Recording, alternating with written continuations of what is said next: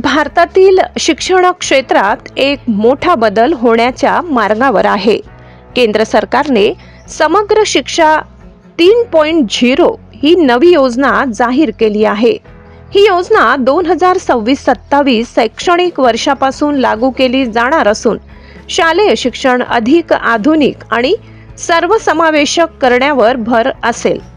उद्दिष्टे: या योजनेचा प्रमुख उद्देश म्हणजे शाळा सोडणाऱ्या विद्यार्थ्यांचे प्रमाण कमी करणे, डिजिटल शिक्षणाचा प्रसार वाढविणे, शिक्षणाची गुणवत्ता उंचावणे। विशेष वैशिष्ट्ये: यामध्ये स्मार्ट क्लासरूम, ई लर्निंग साधने आणि तंत्रज्ञानाचा अधिक वापर केला जाणार आहे।